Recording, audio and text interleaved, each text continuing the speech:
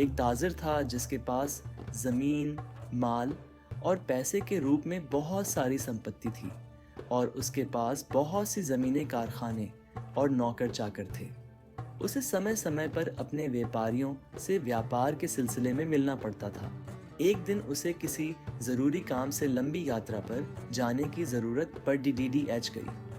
वह अपने घोड़े पर सवार होकर अपने साथ रास्ते में खाने के लिए थोड़ी बहुत बिस्कुट और खजूर से भरा एक बटुआ ले लिया। उसे अपना रास्ते में एक बहुत बड़ा रेगिस्तान पार करना था।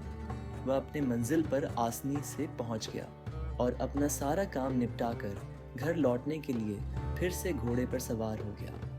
अपने सफ़र के चौथे दिन वह सूरज की गर्मी और ज़मीन से उस गर्मी के पानी जैसी परछाई से इतना परेशान हो गया था कि वह सड़क से हटकर कुछ पेड़ों के नीचे आराम करने के लिए बैठ गया।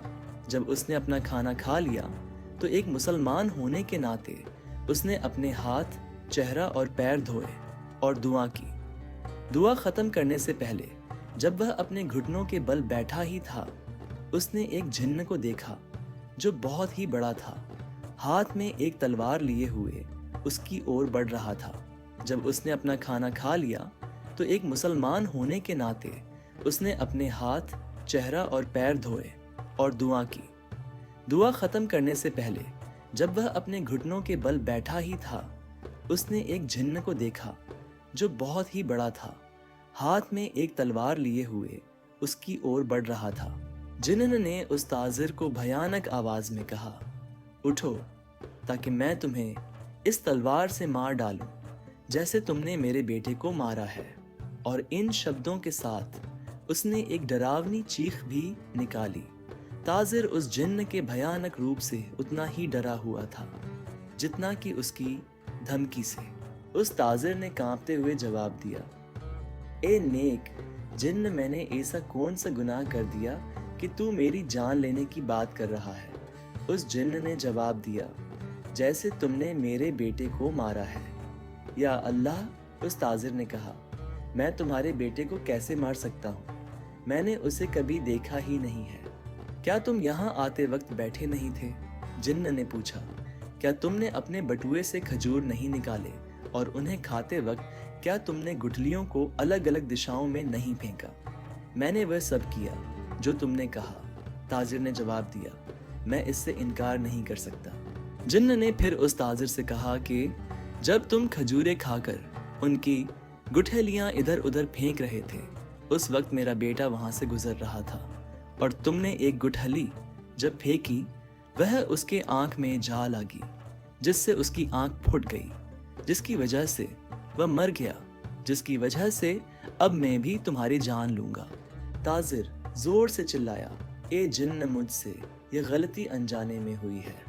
मैंने जानबूझकर तेरे बेटे के जान नहीं ली है। खुदा के वास्ते मुझे माफ कर दे। उस जिन्न ने बुलंद आवाज से कहा, इसकी कोई माफी नहीं है। मैं अपने बेटे के कत्ल का बदल तुझसे जरूर लूंगा। ताजिर ने गिद्ध गिद्धाते हुए उस जिन्न से कहा कि ए जिन्न, मैंने तुम्हारे बेटों को जानबूझकर कत्ल नहीं किया। अगर मुझे थोड़ा भी इल्म होता कि तुम्हारा बेटा वह से उस वक्त गुजर रहा है, तो मैं उन गुठलियों को उसकी तरफ नहीं फेंकता। मैं बेगुनाह हूँ, इसलिए मैं तुमसे गुजारिश करता हूँ कि मुझे माफ़ कर दो और मुझे अपनी ज़िंदगी को पूरा जीने दो। नहीं नहीं, जिन्न ने अपने बातों पर मुकम्मल रहते हुए कहा, मैं तुम्हारा कत्ल ज़रूर करूँगा क्योंकि तुमने मेरे बेटे को मार डाला है। फिर उसने उस ताजिर को बाँह से पकड़कर ज़मीन पर पटक दिया और उसका सिर काटने के लिए अपनी तलवार उठाई। ताजिर ने आंसू बहाते हुए फिर उस जिन्न से कहा कि मैं बेगुनाह हूँ और अपने बच्चे और अपनी बीवी को याद के मायूस हो गया। और फिर से उसने जिन्न से इल्तिजा कि मुझे माफ़ कर दो। घर पर मेरे बीवी बच्चे हैं, मेरे सिवाय उनका कोई सहारा नहीं है। जिन्न ने उस ताजिर से कहा, यह सब तेरा रोना बेकार है। भले ही तुम खून के आंसू बहाओ, लेकिन वे मुझे तुम्हें मारने से नहीं रोकेंगे। जैसे तुमने मेरे बेटे को मार डाला, वैसे ही मैं तुम्हें आज मार डालूंगा।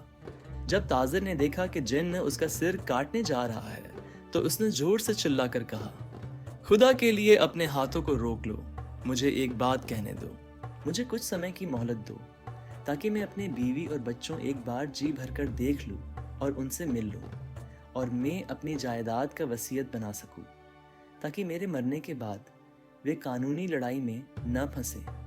जब मैं यह कर लूँगा तो मैं वापस आऊँगा और फिर तुम्हें मेरे साथ जो सलूक करना हो वह कर लेना। लेकिन जिन्न ने कहा, अगर मैं तुम्हें तुम्हारे मांगे हुए वक्त की इजाज़त देता हूँ लेकिन मुझे शक है कि तुम कभी वापस नहीं आओगे।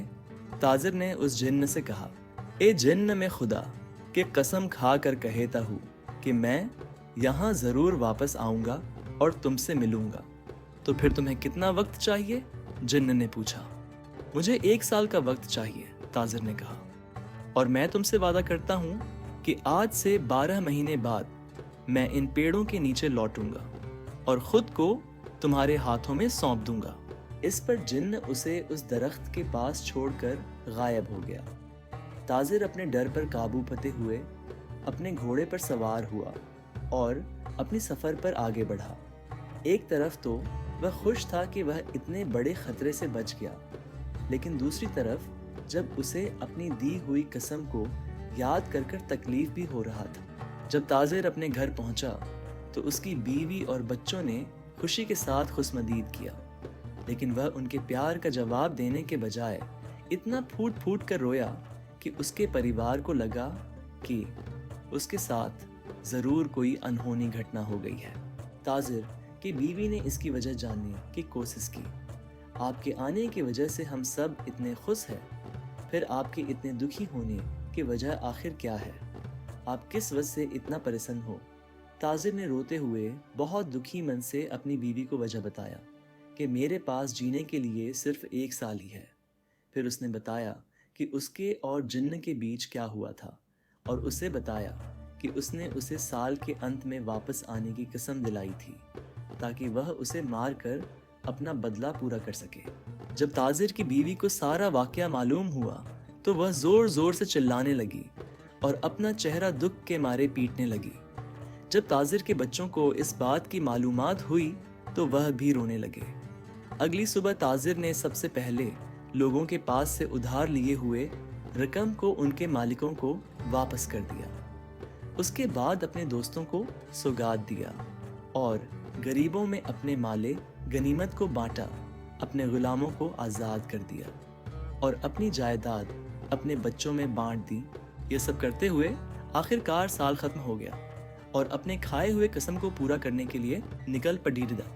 उसने अपने लिए कफन के कपत दीदे साथ रख लिए, लेकिन जब वह अपनी बीवी और बच्चों को विदा देने आया तो उनका दुख बयान से बाहर था।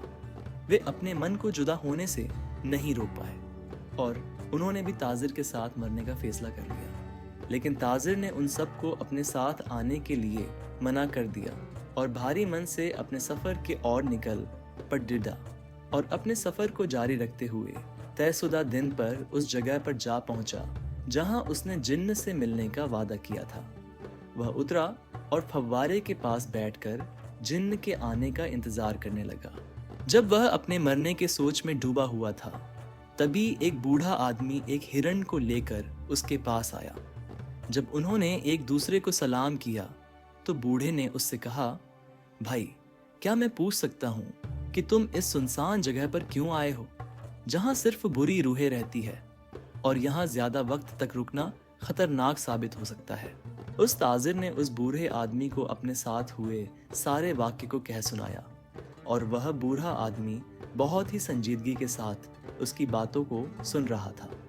उसकी बातों को सुनने के बाद उस बूढ़े सस्क ने बोल, यह तो बहुत ही हैरतअंगेज वाकया है। ताजिर के बातों को सुनने के बाद बूढ़े सस्क ने कहा, मैं जिन्न के साथ तुम्हारे चश्मदीद का गवाह बनूंगा। और फिर वह ताजिर के पास बैठ गया और वे बातचीत करने लगे।